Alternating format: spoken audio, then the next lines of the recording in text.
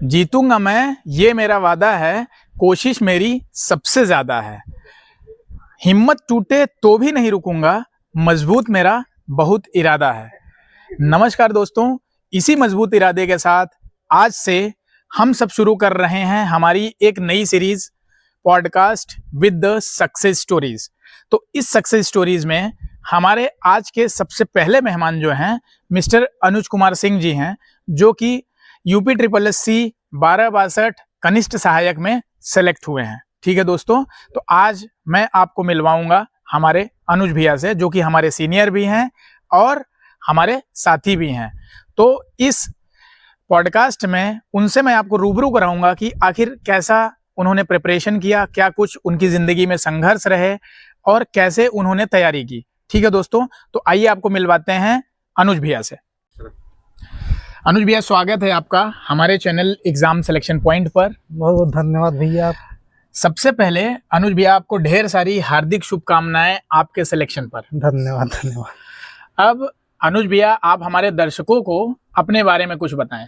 भैया, हमारा नाम अनुज कुमार सिंह है। मैं ग्राम कर्मा करछना इलाहाबाद का निवासी हूँ। मैं हमेशा जो है ग्रामीण पृष्ठभूमि से जुड़ा रहा हूँ। गांव में ही शिक्षा प्राप्त किया। शिक्षा जो मैं अपने नाना का घर है, यहाँ कचरी गांव है, वहाँ से मैंने अपना स्कूलिंग किया, हाई स्कूल, इंटर। उसके बाद मैंने डिप्लोमा जी। उस समय डिप्लोमा काफ़ी क्रेज था, तो मैं गवर्नमेंट पॉलिटेक्निक फतेहपुर से डिप्लोमा कर लिया। उसके बाद मेरा कई कैंपस भी हुआ था, पर मेरा इच्छा थी गवर्नमेंट जॉब करने की, तो इसीलिए मैंने कैंपस को भी छोड़ दिया। अच्छा, तो तब से मैं गवर्नमेंट जॉब की तैयारी में चला आया। ठीक है अनुज भैया। तो डिप्लोमा आपने किस ब्रांच से किया अनुज भैया? जी, मैंने इलेक्ट्रॉनिक्स इंजीनियरिंग से किया था। अच्छा अच्छा। अच्छा, एक चीज ये बताइए कि आपने डिप्लोमा किया और कैंपस के बाद भी आप वहां पे ज्वाइन करने नहीं गए, तो ये गवर्नमेंट जॉब पाने के लिए आपको इंस्पिरेशन कहाँ से मिली? जी, हमारे घर में, परिवार में काफ़ी लोग गवर्नमेंट जॉब में थे। जी जी। जैसे हमारे बड़े मामा हैं DCO हैं, छोटे मामा गवर्नमेंट पॉलिटेक्निक में प्रिंसिपल हैं, भैया अच्छा, हमारे खंड विकास अधिकारी हैं। जी जी। और हमारे एक भाई हैं, वो भी ग्राम विकास अधिकारी हैं। एक भाई हैं जो PGT में टीचर हैं जी। तो उन सबसे मैंने प्रेरणा लिया और गवर्नमेंट क्षेत्र में तैयारी के लिए आ गया। अच्छा, अब एक चीज आपसे ये जानना चाहूंगा कि आप केवल इसी पर्टिकुलर एग्जाम के लिए तैयारी करते थे या इसके अलावा भी और जो एग्जाम्स होते हैं गवर्नमेंट जॉब के लिए, उसके लिए भी आप प्रिपरेशन करते रहे? नहीं, शुरू तो मैं JEE पर ज़्यादा फोकस किया, JEE में, मगर JEE की ज़्यादा वैकेंसियाँ आ नहीं रही थी। जी जी। इस ब्रांच से मैं था, तो मैंने फिर बीच में फिर JEE को थोड़ा सा इग्नोर किया और मैं नॉन-टेक में कूद गया। उसके बाद नॉन-टेक की तैयारी करने लगा। अच्छा, तो मतलब आपने पहले टेक्निकल की तैयारी की, बट मान के चलिए कि थोड़ा बहुत हो सकता है कि आपको मोटिवेशन, डीमोटिवेशन की वैकेंसी कम है, इस वजह से हाँ। तो आपने नॉन टेक्निकल फील्ड ही पूरा पकड़ लिया। अब एक चीज ये आप मुझे बताएं कि जो एग्जाम प्रेशर होता है, उस चीज को आप जब भी एग्जाम देते रहे तो कैसे आपने हैंडल किया? देखिए, एग्जाम प्रेशर जो है, आप एग्जाम क्षेत्र में क्लास में जाइए जी जी। तो अपने अंदर अगर आप मोटिवेट हैं तो फिर आप उसको हैंडल कर लेंगे। अगर थोड़ा भी सोचेंगे यार नहीं होगा मेरा, या फिर थोड़ा भी हिचकिचाएंगे, तो आप हैंडल करने में थोड़ा सा कठिनाई होगी। तो आप कह सकते हैं कि मतलब मेन मुद्दा कॉन्फिडेंस का होता है। अगर आपके अंदर कॉन्फिडेंस है तो आप कर जाएंगे, अगर कॉन्फिडेंस नहीं है तो फिर थोड़ा सा समस्या है। ठीक है अनुज भैया, अब एक चीज आपसे ये मैं जानना चाहूंगा कि ये जो बाकी एग्जाम्स आपने दिया, ठीक है, उन सब के आपके क्या रिजल्ट रहे और उन एग्जाम्स का कैसा कुछ अनुभव रहा आपके लिए? देखिए, मैंने शुरू पहले यूपी पुलिस कंप्यूटर ऑपरेटर 2 बार एग्जाम दिए हैं। जी जी। तो दोनों में मेरा फाइनल में आधे एक नंबर से रुक गया। जी।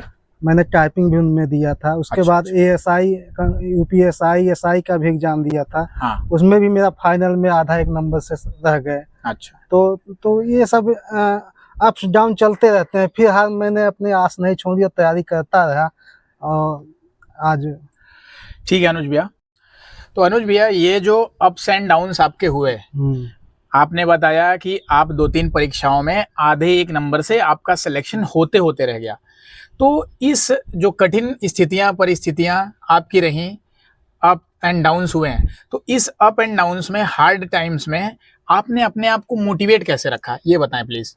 देखिए मैं आपको बता दूं, 2-3 नहीं, कम से कम 10-12 एग्जाम ऐसे हैं जी, जिसमें जी। मैं फाइनल से आउट हुआ हूँ। अच्छा अच्छा। और जो है इसमें क्या हुआ कि जब मेरा एग्ज़ाम फेल होता तो फिर मैं थोड़ा सा अब 1-2-4 दिन डिप्रेशन टाइप में हो जाता था। जी जी जी। उसके बाद फिर अपना नया शुरुआत करता, क्योंकि मुझे पता था कि कोशिश करने वालों की हार नहीं होती।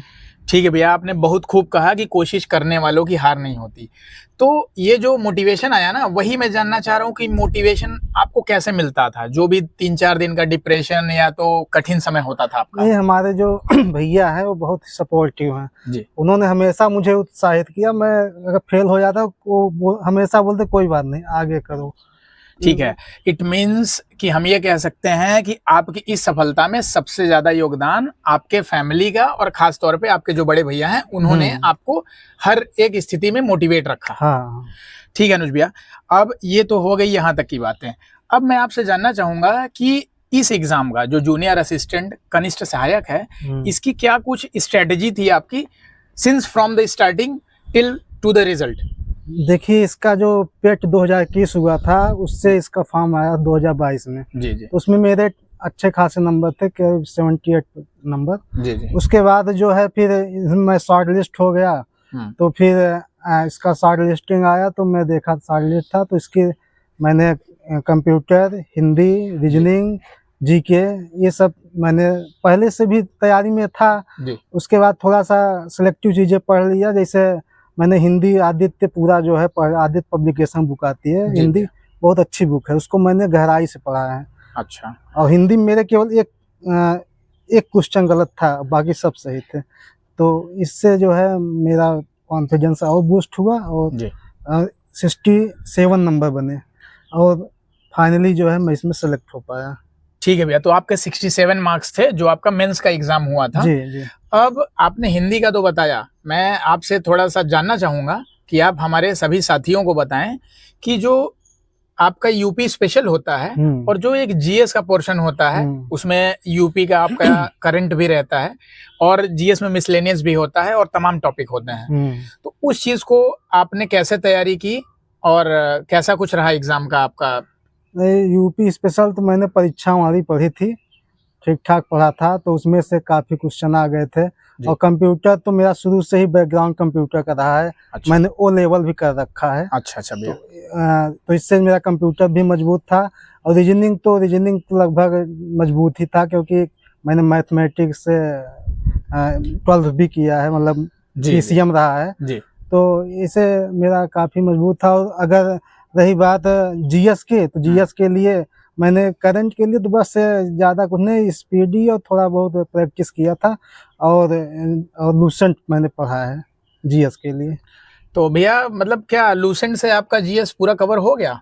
नहीं, लूसेंट से पूरा नहीं कवर हो पाया, क्योंकि जीएस का काफ़ी उटपटांग क्वेश्चन आए थे जो कि कभी कोई सुना भी नहीं था। जी जी जी। तो और अगर कोई दूसरे सोर्स भी पढ़ा था तो वो भी नहीं कर पाया, क्योंकि जीएस क्वेश्चन थोड़ा सा हार्ड था। ठीक है, इसलिए उसमें ठीक था। अनुज भैया, अब एक चीज जो बहुत ज्यादा इंपॉर्टेंट है और हर एक एस्पिरेंट जानना चाहता है, जो भी हमारे सक्सेस गुरुज होते हैं, कि जो एग्जामिनेशन में पेपर आता है आपका, तो एग्जामिनेशन में कभी कभार ऐसे भी होते हैं जो हमको क्वेश्चन बिल्कुल नहीं आते हैं, या आते हुए क्वेश्चंस भी कभी कभी कुछ कैंडिडेट गलत करके चले जाते हैं। तो इस चीज को आपने कैसे मैनेज किया? देखिए, अगर आप क्वेश्चन बिल्कुल नहीं आ रहा है तो पहली बात, अगर एक भी ऑप्शन नहीं समझ में आ रहा है तो आप उसको छोड़ दीजिए, ज़्यादा सही रहेगा। अच्छा अच्छा। मगर अगर आप देख रहे हैं कि हम जो है फाइट में नहीं हैं, तो आप उसमें से एलिमिनेट कर सकते हैं, तो 1-2 ऑप्शन एलिमिनेट हो जाएगा। अगर आपने पढ़ा है, 2 में ही फंसते हैं ज़्यादातर लोग, उसमें आप थोड़ा सा अपना और भगवान का नाम लेकर लगा दीजिए। अच्छा अच्छा, क्या कहा जाता है। तो आपका कहने का मतलब है कि अगर आपका 50-50 जैसा कुछ चांस बन रहा है तो आप उसको करें जरूर। हाँ, कर दीजिए, क्योंकि इसमें 1/4 माइनस मार्किंग रहता है, इसलिए आप कर सकते हैं। ठीक है अनुज भैया, अब एक चीज आप ये बताएं कि जो आपका तैयारी का फेज था, तो आप टाइम को कैसे मैनेज करते थे, क्योंकि आप और भी एग्जाम्स की तैयारी में लगे थे, फिर आपका इस कनिष्ठ सहायक में आपका टाइपिंग का भी एक अच्छा खासा रोल है, तो टाइम को कैसे आपने मैनेज किया? टाइम बस वही, सुबह उठे जैसे 5 बजे उठ गए, थोड़ा एक्सरसाइज किए, उसके बाद क्या करते हैं, दिन भर अपना मैंने शेड्यूल बना रखा था। जी जी जैसे जो मुझे जितना पढ़ना है आज उतना मैंने पढ़ लिया, बस उसके बाद कोई दिन भर मुझे कोई टेंशन नहीं। जी जी। तो आप अपना टाइम टेबल आप जरूर बना लें, किसने कौन सब्जेक्ट कितना पढ़ना है, उस हिसाब से पढ़े तो ज़्यादा बेटर है। अच्छा, इस तैयारी में अनुज भैया कितने घंटे की स्टडी जरूरी है, या कितने घंटे की स्टडी में ये एग्जाम क्रैक किया जा सकता है और अच्छे नंबर लाए जा सकते हैं? नहीं, ज़्यादा घंटे की ज़रूरत नहीं, बस क्वालिटी आप टाइम दीजिए, कम से कम 7 से 8 घंटे डेली, तो आराम से हो जाएगा। अच्छा, हाँ। तो 7 से 8 घंटे आपका ओवरऑल स्टडी का आप कह रहे हैं, या पर्टिकुलर इस एग्जाम से रिलेटेड 7 से 8 घंटा पढ़ना है? नहीं, अगर आप इस एग्ज़ाम में ओवरऑल आप अगर कई एग्ज़ाम तैयारी कर रहे हैं, तो आप जो पास में हो उस पे ज़्यादा फोकस करिए, ज़्यादा सही रहेगा। जी जी। क्योंकि आज के इतना कंपटीशन है, अगर सब क्षेत्र में अगर आप फोकस किए रहेंगे तो आप मेरिट से आउट हो सकते हैं। इसलिए अगर आपके एग्ज़ाम 1 महीने 2 महीने बचे हैं तो आप उसी पे फोकस करिए तो ज़्यादा सही रहेगा। ठीक है अनुज भैया, ये हो गया टाइम का। अब आपसे जानना चाहूंगा कि टाइपिंग जो था, आपने टाइपिंग को कैसे कुछ हैंडल किया, कहाँ से आपने टाइपिंग सीखा, और टाइपिंग की स्किल को कैसे इनहेंस किया आपने? नहीं, टाइपिंग जो है मैं तो शुरू से ही अपना लैपटॉप लिया, कीबोर्ड लिया और यूट्यूब से जो है सीखना शुरू कर दिया, और धीरे धीरे मैं अच्छा खासा स्पीड मेरी आ गई। तो इसमें क्या है कि टाइपिंग कोई बड़ी बात नहीं, केवल इसमें प्रैक्टिस की बात है। आप डेली आधे घंटे करिए, आप देखेंगे कि 2-4 महीने में आपकी टाइपिंग होने लगी, 30 स्पीड पहुंच जाएगी 4 अच्छा। महीने में। जी। आराम से करेंगे तो अगर आप बहुत अच्छा डेली 5-6 घंटे दे रहे हैं टाइपिंग, 2-3 महीने में भी आराम से खूब आराम से कवर हो जाता है। ठीक और है अनुज भैया, तो आपने क्या कोई कोचिंग इंस्टीट्यूट ज्वाइन किया टाइपिंग सीखने के लिए? नहीं, कोचिंग इंस्टीट्यूट मैंने ज्वाइन नहीं किया, मगर जब मेरा एग्ज़ाम पास में था टाइपिंग वाला, जी जी। तो मैं आधे 1 महीने के लिए कोचिंग गया था। अच्छा, मतलब आपने प्रैक्टिस के लिए प्रैक्टिस कोचिंग के लिए गया इंस्टीट्यूट था। ज्वाइन हाँ, किया। प्रैक्टिस तो दोस्तों, यहाँ क्योंकि पे आपने देखा कि हमारे अनुज भैया ने सेल्फ अपने आप से टाइपिंग सीखी, यूट्यूब के द्वारा सीखकर, और अपनी टाइपिंग स्पीड को धीरे धीरे धीरे धीरे इनहेंस करते गए। और लास्ट में जब हर एक एस्पिरेंट को नीड होता है कि हम प्रैक्टिस करें या मॉक टाइप का लगाएं, तब इन्होंने टाइपिंग इंस्टीट्यूट ज्वाइन किया और वहां से ये सिलेक्शन तक पहुंचे। ठीक है। अच्छा अनुज भैया, अब एक चीज़ आपसे ये जानना चाहूँगा कि आप हमारे एस्पिरेंट को क्या कुछ सलाह देंगे, क्या कुछ सुझाव देंगे कि कैसे बाकी एग्जाम्स के लिए, या ये जो अभी 3284 पोस्ट का नोटिफिकेशन आ गया है, तो कैसे तैयारी करें ताकि एक सीट को सुनिश्चित किया जा सके?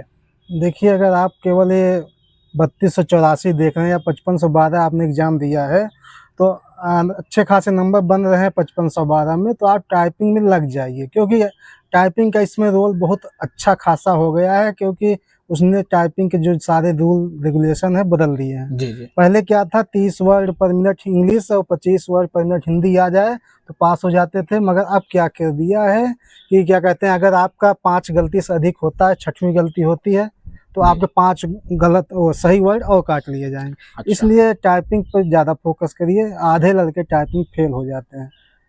ठीक है अनुज भैया, तो और बाकी जो मेंस है 3284 का, उसके लिए आप क्या कुछ सलाह देंगे हमारे एस्पिरेंट्स को? 3284 मेंस आप देना है तो आप जो है लूसेंट जैसे आप पढ़ रहे हैं, या फिर हिंदी के लिए वो बाधित पब्लिकेशन की बुक ले लीजिए, और यूथ परीक्षा वाली यूपी के लिए, जी जी। और जीएस के लिए अगर आप करंट पढ़ना चाहते हैं तो स्पीडी पढ़ लीजिए, या फिर आप कोई भी सोर्स फॉलो कर सकते हैं। यूपी का जीएस स्पेशल पढ़ लीजिए परीक्षा वाली, और साथ में यूपी का करंट से 2-3 क्वेश्चन आने ही आने हैं, तो यूपी का करंट पर भी आप लोग ध्यान दीजिए। और जो है रीजनिंग के लिए आप अगर अरिहंत की एक बुक आती है वही पढ़ लीजिए, काफ़ी है रीजनिंग के लिए। और कंप्यूटर के लिए अगर आप पढ़ना चाह रहे हैं तो ये अगर परीक्षा मंथन पढ़ लें, उसमें से क्वेश्चन इस बार थोड़ा कम फंसे थे, जी जी। मगर जो है कंप्यूटर अच्छा खासा डीप नॉलेज मांग रहा है, तो मतलब बेसिक्स उसमें दिया हुआ है, उसके हाँ, बाद कुछ एडिशनल करना पड़ेगा। एडिशनल आप पढ़ना पड़ेगा। हो सकता है तो आप कोर्स ले लीजिए, जैसे अरोड़ा सर का एक बैच आता है, अच्छा पढ़ाते हैं, जी जी। उसको भी आप फॉलो कर सकते हैं। ठीक है अनुज भैया, अब आखिरी सवाल आपसे ये है मेरा कि आपका आगे का भी कोई फ्यूचर प्लान है, कि कोई फ्यूचर लक्ष्य है, या तो फिर आपका अल्टीमेट जो गोल था यही था? नहीं, ये तो मेरा प्रथम स्टेप था। एक प्रकार बेरोजगारी का जो ठप्पा था वो हट जी, जी। गया। अब जो है आगे मुझको अभी मैंने अभी हाल ही में सब स्टोनो मैंने सीख लिया है। अच्छा। स्टोनो क्या कहते हैं, अभी हाई कोर्ट की आनी है और यूपीएसआई स्टोनो का आता है हाँ, हाँ। और यूपीएसएससी स्टोनो की वैकेंसी आई हुई है। जी। इन सब में मेरा गोल यही है कि आगे मैं इस लाइन में, जैसे यूपीएसआई स्टोनो मेरा फाइनल गोल लग रहा है। और अब एपीएस जी, की जी, वैकेंसी जी। मैंने हाँ। इस बार एपीएस जो वैकेंसी आई थी उसका मैंने शॉर्ट हैंड दिया हुआ है, अच्छा, अच्छा, तो इसमें भी फाइनल रिजल्ट का इंतजार है। अच्छा। मगर अब देखिए क्या होता है। फिलहाल अभी तो गोल यूपीएसआई स्टोनो ही है, ठीक है। मेरा शुरू से ही वर्दी की चाहत है। जी, जी, जी। हाँ। तो देखा दोस्तों यहाँ पे आपने कि हमारे साथ थे अभी तक अनुज भैया, जो कि 1262 कनिष्ठ सहायक में चयनित हुए हैं, और इन्होंने अपनी पूरी स्ट्रेटजी, अपना पूरा संघर्ष और अपनी पूरी कहानी आपके सामने बयां की। अब इससे आप ये निष्कर्ष निकाल सकते हैं कि अगर इंसान की चाहत है कुछ पाने की, तो इंसान अवश्य ही पा लेगा, और अगर किसी चीज़ का जुनून है आपको, तो वो जुनून आपका हकीकत में बदल सकता है। ठीक है दोस्तों, तो ये पॉडकास्ट कैसा लगा आपको? अपनी राय, प्रतिक्रिया और सुझाव कमेंट बॉक्स में अवश्य लिखें, और ये वीडियो आपको अच्छा लगा हो तो प्लीज़ लाइक ज़रूर करिएगा, और साथ ही साथ सब्सक्राइब जरूर करिएगा, और अपने मित्र यार दोस्तों में शेयर भी जरूर करिएगा, ताकि इसी तरह की podcast with the success stories हम आगे भी आप सबके लिए लाते रहें। ठीक है दोस्तों, धन्यवाद। जय हिंद।